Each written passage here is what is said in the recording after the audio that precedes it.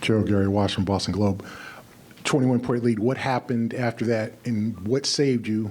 Like, what gave you the fortitude to make plays enough to hold on, obviously on the biggest stage? Yeah, I mean, you were going to expect a run from them because they had a 19-point quarter, and so, just by the type of shots they take alone, you knew they were going to make some kind of run. Some of those came at the expense of our offense. I thought maybe, we missed a couple reads. They changed coverages and they changed matchups on like 3 or 4 straight possessions, and we missed the read to get the right shot. So I'd say probably 60% of the shots we took in that stretch, we got to get better, and 40% I was okay with. We just missed them. But our one-shot defense and our ability to get back to the game plan, they put a ton of pressure on your defensive game plan throughout, and you just got to stick with the discipline of it. So we were able to do that and make plays down the stretch. Dave, second row on the left. Joe, you guys were able to build a 15-point lead, had it into the fourth, and in that 19-point quarter you alluded to for the Mavs, Jaylen and Jayson combined for 22. What was working for them that maybe wasn't necessarily there for them in the first half? Nothing. Our first half points per shot was 1.23, and so I thought we were getting like really good looks. They just weren't falling, and so you just got to stick with it over the course of the entire game. I thought in the third quarter we found the right spacing, we found the right frequency, and we made the right read 6 straight times, which got us those shots, and they were able to fall. And then that's where the second stretch of that fourth quarter. We missed some of those reads, and they were able to come back into the game. So, just those guys' ability to know what shots they're taking and continue to take the right ones over and over again. John, back right. Joe, John Corrales, Boston Sports Journal. You went with Xavier Tillman in this one, and he ended up as a +9 overall. What did you see from him? What made you go in that direction? He played in the Western Conference for 3-4 years, and so he's played against the Mavs, and so he's had that experience. Memphis has used a similar game plan that we have, so he was used to that. And I thought, with that comfort level of playing against those guys for so long, he was going to be able to execute the things that we needed to execute. And so I thought he did a great job in our switching. He did a great job in our screening, getting to our spacing, and that's what we talk about with those guys, is regardless of who's in, who's out, I trust the next man up because of the work they put in and the staff that prepares them. Jared on the right, third row. Jared Weiss, The Athletic. You used to get asked if you guys took too many threes for a long time, and it doesn't seem like that question gets asked too much anymore. You had double the number of threes they had for a lot of this game. They start to come back when they actually start taking them. How has your team been able to just stick with that, play through the misses? You're letting them attack your cross matches, and they're taking 2. How does that math play out in the end? Yeah, I mean, I think you got asked that question a lot just because it was new.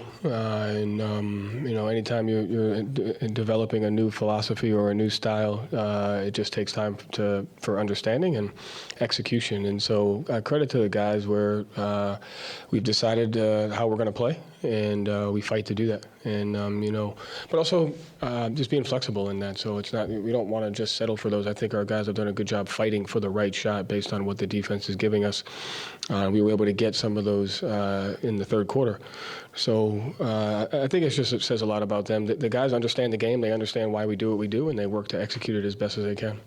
Jay here in the second row. What goes into weathering the storm when Kyrie and Luka come out as aggressive as they are, and they're firing on all cylinders in that first half? Yeah. What resilience goes into just kind of sticking with it and staying disciplined when they're going like that? Yeah, I mean, it's first having an awareness as to how are they scoring, what are they doing. You got to ask yourself, are we executing the game plan? Are we giving the shots up that we're willing to give up?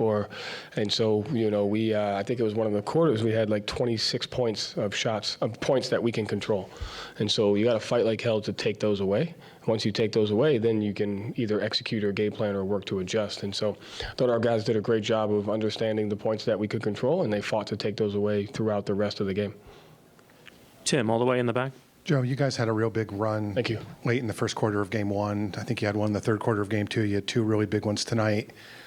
Is that just something innate about this team that they know when there's an opportunity to really hit the gas, or is it just talent sometimes that when you have these big stretches of pulling away and making it seem so easy? Well, I would say both teams have a lot of talent, so I think you have to have talent to get to this spot. So that's a given if you want to make it this far.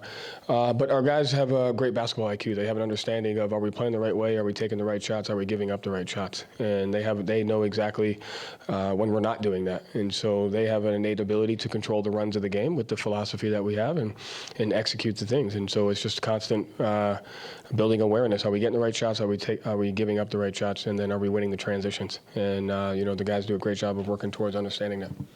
Adam? One thing you've talked about a lot during the years, how it's not supposed to go a certain way, the game's not supposed to go a certain way. We've seen, occasionally there's a big lead goes away, but for the most part, you guys figure it out in the end throughout the season. What has been the process, the guys kind of grasping that and not kind of, when they're right on the edge, not falling over it? Just what we talked about, having an understanding of, like, we know teams are going to make runs. Can we manage those? And we know why we make runs, and we know why other teams make run on us. And so you just have to constantly problem solve throughout the game. You have to ask yourself why every single possession. Why did that happen? Why did this happen? Was this what we talk about? Was it not? And the guys, they fight for that because of their basketball IQ. So they spend a lot of time understanding that. And that's part of the game, right? Like, they got out to a big lead, and I forgot, I don't even know what we were down. What were we down? 13? And so, like, that's just part of the game. But it's understanding why. Why are we down 13? Is it effort? Is it execution? Is it things we can control? And once we answer those questions, we can move on, to the next phase of the game. Vinny, third row in the center? Joe, Vince Gilbo, Yahoo Sports. How you doing? Good. Jaylen had the big third quarter when he helped you guys push to the lead, and then in the fourth, you had the big jumper when Dallas was charging. Just the poise that he's played with, how have you seen that grow, not just in this series, but since you started coaching him? How can I explain Jaylen? The guy just has a growth mindset. He just wants to get better. He yearns to get better. He's not afraid to face his weaknesses, on the court. And so when you have that type of mindset, you're just going to be able to take on every situation that the game brings you. So he puts himself in every single situation that he sees in a game. He uses 6, 7, 8 coaches a day. And every situation on both ends of the floor, he puts himself in that. And that's how you have to grow, is to, become vulnerable on the things that make you uncomfortable. And he does that. Tim, back left? Joe, you guys have been able to put a lot of pressure on Luka at both ends. You're obviously able to pressure up with Jaylen and Drew all the way up the court, and then you're able to go at him with a bunch of different options on offense, make him work a lot. Have you noticed that working throughout the game in terms of sort of being able to wear him down as the game? I don't think he gets worn down. He looks pretty fresh out there. I think we could do a better job of being intentional about the offense and the spacing at times. But I don't see him getting tired at all. Right. Yeah. Follow up on, go ahead, 2. Just in terms of the intentionality on offense, did you think that was an issue in that stretch in the fourth quarter when things went south? Yeah. We were trying to play fast, create advantages, and create indecision, but we didn't create any indecision. And so when you miss the first read, it's not a lack of execution from the guys. It's not a lack of trying to execute. It's if you miss the first read and you miss the first window, it's really hard to get that window back against a team. And so that's what we were able to do in the third quarter. We found the first read, bang, right there, and we got it 6, 7, 8 times in a row.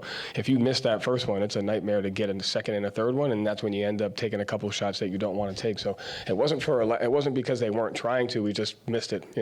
They do a good job of changing matchups and changing spacings and fluctuating it. So, there's probably about 8 possessions where we'll definitely watch and be like, we gotta do a better job of seeing the first read, and when we don't, we gotta find the second one faster. Last 2 here in the front, and then Ramona. Steve Buckley from The Athletic. Joe, you made the comment before the game, the closer you are to beating them up, the closer you are to losing. Yeah. That's front and center now with the 3-0 series lead. So what can you do to reinforce that message over the next couple of days? Yeah, just stick to the things that we've been doing. have an understanding. I think, we were down 13. I expected that. We were down 1.5. I expected that. So you got to expect the expected. You got to understand that, we're just as vulnerable, if not more vulnerable than they are. And we have to play that way. And so as long as we have that mindset, and, when you understand that you're vulnerable and your back's against the wall, you got to fight. And so that's the mindset that we have to have. Ramona on the left. Hi, Joe, Ramona Shelburne, ESPN. Hi. Derek wasn't shooting the ball all that well for most of the game, and then hits a couple of really big ones in that fourth quarter. I know that's kind of what he does sometimes for you guys, but is that just his mentality? Is that your emphasis on continue to shoot the three, just lean into the math? Where does that come from? Again, it's all about taking the right shots. It's all about taking what the defense gives you. They're playing a unique defense against us because they're one of the best teams in the league at protecting the rim, and they have two great rim protectors. And so if you try to become stubborn, you put yourself in a disadvantaged situation at the other end of the floor. Our defense starts with our offense, and so if we don't take the right shot, we can't guard them. And our team has the discipline to fight for the spacing and to fight to take the right shot, whatever that shot may be. Derek has a green light to shoot the shots because his skill set is taking the shots that make sense. He can get into the paint and shoot the 2-foot floater off there. He can shoot off the dribble threes. He can shoot catch and shoot threes. So I love the fact that he continues to play. His confidence never wavers based on the shots he takes, and you can always count on him to make the big ones.